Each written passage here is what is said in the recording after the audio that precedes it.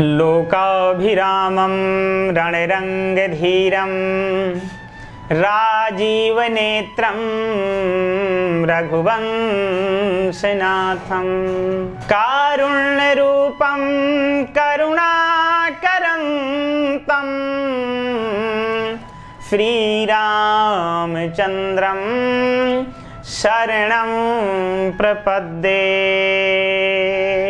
आइए आज का हमारा जो मूल विषय है शंख शब्द पर। शंख से कैसे शुभ होगा सप्ताह आपका। देखिए, यदि आप ग्रह क्लेश से परेशान हैं, आपको बीमारियों का सामना करना पड़ रहा है, तो आप रविवार के दिन स्नान ध्यान करके, यदि पास में मंदिर है तो मंदिर में जाएं, वहां शंख में जल लेकर के उसी में रोली डालें, अक्षत डालें और सूर्य नारायण भगवान को अर्घ्य प्रदान करें। दिवाकराय नमः, दिवाकराय नमः कहते हुए सूर्य नारायण भगवान को अर्घ्य प्रदान करें। यदि आपके मुकदमे चल रहे हैं, आपकी जन्म कुंडली पर सूर्य ग्रह की स्थिति ठीक नहीं है, आप मान सम्मान से रहित हो रहे हैं, आपको मान सम्मान नहीं मिल रहा, तो आप आदित्य हृदय स्तोत्र का पाठ भी मंदिर में बैठ करके कर सकते हैं। आपको बीमारियों का सामना करना पड़ रहा है तो आप सूर्य कवच का पाठ करें। तीसरी बात, यदि आपके आंख में रोशनी डॉक्टर वैद्य ने कह दिया है कम है, तो आप चाक्षुषी महाविद्या का पाठ करें, आपके आंख की रोशनी बढ़ जाएगी। आप बीमार रहते हैं, सूर्य कवच का पाठ करें, बीमारी आपसे दूर हो जाएगी। मान सम्मान नहीं मिल रहा, कुंडली के तहत सूर्य की स्थिति ठीक नहीं है, तो सूर्य भगवान को शंख में रख करके अर्घ्य प्रदान करें। इस विधि के अनुसार यदि आप करते हैं तो आपकी जन्म पत्री में सूर्य ग्रह की स्थिति बिल्कुल अच्छी हो जाएगी और शुभ पुण्य फल प्राप्त होगा। यह रविवार को कार्य करना है। सोमवार को क्या करें? आप स्नान ध्यान करें और स्नान ध्यान करके शंख का 3 बार नाद करें, यानी बजावें।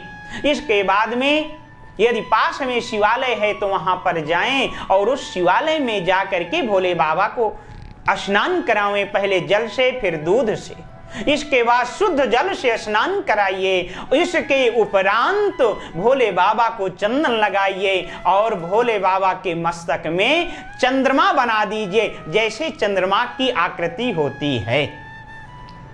और उसको लगाने के बाद में चावल, बिल्वपत्र, माला फूल, समी पत्र चढ़ा करके भोले बाबा को प्रणाम करिए। आपकी जन्म कुंडली में यदि चंद्र की स्थिति ठीक नहीं है, माता का प्यार स्नेह यदि आपको नहीं मिल रहा या माता का स्वास्थ्य ठीक नहीं है, यह कार्य करने से आप के चंद्र ग्रह में प्रभाव होगा और आपको अच्छा फल प्रदान चंद्र ग्रह करेंगे यही करने से। तीसरी बात, यदि मंगल ग्रह आपके अनुकूल नहीं है तो आप क्या करें क्या न करें? मंगलवार के दिन मंदिर प्रांगण में जाइए और हनुमान जी को पीला या लाल सिंदूर गाय के घी में मिला करके या चमेली के तेल में मिला करके हनुमान जी की सेवा करिए, उनको लगाइए, चरणों में लगाइए और उनके दाहिने चरण का सिंदूर थोड़ा सा अपने मस्तक में लगा दीजिए। और आपको समय हो तो अपने घर में आकर के चौकी में छोटी सी यदि मूर्ति हो हनुमान जी की, पीतल की, चांदी की, उसको लाल कपड़ा बिछा करके विराजमान करिए, धूप दीप करिए और हनुमान जी का भोग लगाइए, लड्डू प्रसाद अर्पण करिए। इसके बाद 3 बार शंख का नाद करिए, शंख बजाइए और बैठ करके सुंदरकांड, हनुमान बाहुक या हनुमान चालीसा के पाठ करिए जितना भी समय हो। हनुमान बाहुक सुंदरकांड के एक एक पाठ करिए, समय है तो हनुमान चालीसा के 11 पाठ कर दीजिए। आपके जन्म कुंडली में मंगल ग्रह की स्थिति बिल्कुल अच्छी हो जाएगी। भाइयों से प्रेम नहीं है तो प्रेम होगा। आपको भूमि भवन का लाभ नहीं मिल रहा तो भूमि भवन का लाभ भी प्राप्त होगा। यह करने से बुधवार के दिन शंख की कैसी पूजा करें? आप स्नान ध्यान करिए और स्नान करने के बाद में घर में ही चौकी लगा करके उसमें हरा कपड़ा बिछाइए और हरा कपड़ा बिछा करके शालिग्राम आदि को एक सुंदर थाली में रख करके शंख में जल डालिए, चंदन डालिए और थोड़ा दूर्वा डाल करके शालिग्राम का अभिषेक करिए। यदि विद्यार्थी लोग इस कार्य को करेंगे तो उनकी बुद्धि प्रखर होगी, पढ़ने लिखने में उनका मन लगेगा। यदि आप कारोबारी हैं, व्यापारी हैं, आपके व्यापार में यदि कोई रुकावट आ रही है, आप इस कार्य को संपन्न करिए, भगवान की ऐसी कृपा होगी कि आपका व्यापार अच्छा चलने लगेगा। यदि आपके बच्चे में हकलापन है, इस विधि से आप भगवान का पूजन करवाइए और पूजन जब हो जाए तो भगवान को यथा स्थान सिंहासन पर विराजमान करिए और 3 बार शंख का नाद अपने बालक के द्वारा करवाइए। आपके बच्चे की आवाज में परिवर्तन हो जाएगा, कंठ सुंदर हो जाएगा, आवाज अच्छी हो जाएगी, कारोबारी का कारोबार अच्छा हो जाएगा। यह कार्य करने से गुरुवार को शंख की पूजा कैसे करें? गुरुवार के दिन स्नान करके शंख को एक थाली में रख करके जल में स्नान करावें, दूध चढ़ावें, उस जल में ले करके तुलसी दल भी रखें, उस जल से शंख का स्नान करावें। जैसे ही शंख का स्नान कराएंगे, ओम नमो भगवते वासुदेवाय, ओम नमो भगवते वासुदेवाय, ऐसे मंत्र का उच्चारण करें और शंख को जल से अभिषेक करें। अभिषेक करने के बाद पीले कपड़े के ऊपर, पीले वस्त्र के ऊपर शंख को स्थापित करें और शंख के ऊपर केसर से मिले हुए चंदन का लेपन करें, चंदन लगावें, अक्षत चढ़ावें, बिल्वपत्र चढ़ावें, फूल चढ़ावें, भोग लगावें। ऐसा करने से आपके जन्म कुंडली पर यदि गुरु ग्रह की स्थिति आपके अनुकूल फल नहीं दे रहा है तो इस कार्य को करने से गुरु ग्रह की स्थिति ठीक हो जाएगी और आपको सुंदर फल प्राप्त होगा। शुक्रवार के दिन कैसे करें शंख की पूजा? इसके करने से लाभ क्या होगा?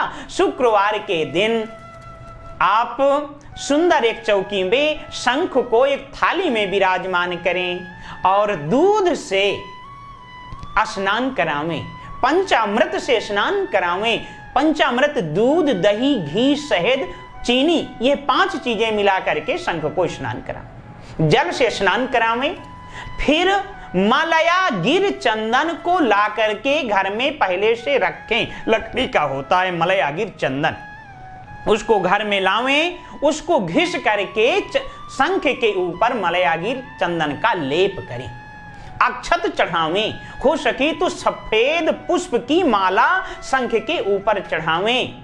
आपके जन्म कुंडली पर शुक्र ग्रह की स्थिति मजबूत हो जाएगी। आपको घर का सुख नहीं मिल रहा, आपको वाहन का सुख नहीं मिल रहा, आपको स्त्री का सुख नहीं मिल रहा, यह सब कार्य करने पर यह सब लाभ आपको प्राप्त होंगे। आप इस विधि से पूजन करें। शनिवार को कैसे पूजन करें शंख का?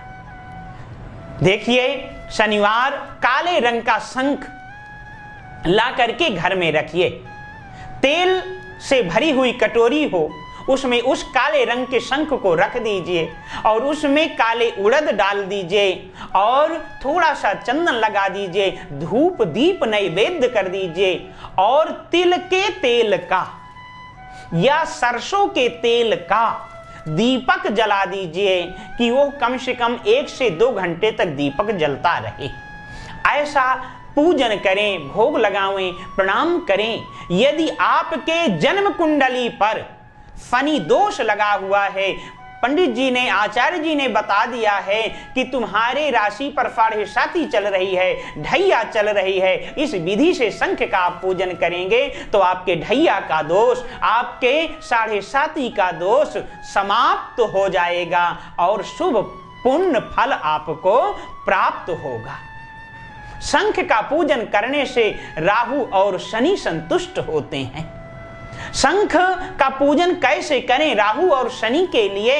देखिए, राहु के लिए आप दूर्वा लाइए और दूर्वा ला करके शंख में ओम राहुवे नमः कहते हुए 108 दूर्वा चढ़ाइए शंख पर। इस विधि से यदि आप चढ़ाएंगे तो राहु देवता आपके प्रसन्न हो जाएंगे। केतु की स्थिति मजबूत नहीं है आपके जन्म कुंडली पर, आपके कुल में उन्नति नहीं हो रही, आपके परिवार में मांगलिक कार्य नहीं हो रहे, आपको बारंबार मुकदमेबाजी का सामना करना पड़ रहा है, अनायास किसी से झगड़ा हो रहा है, किसी से विवाद हो जाता है, तो इसके लिए क्या करें?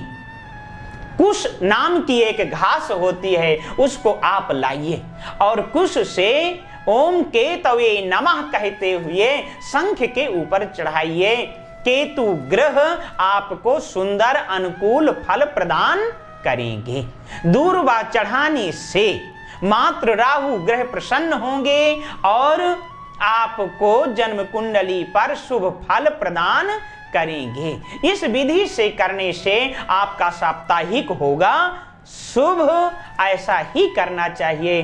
हमारी विधि के अनुसार आप कार्य को संपन्न करें, अवश्य आपको लाभ प्राप्त होगा। इन्हीं शब्दों के साथ हम अपनी वाणी को यहाँ पर विराम और विश्राम देना चाहेंगे।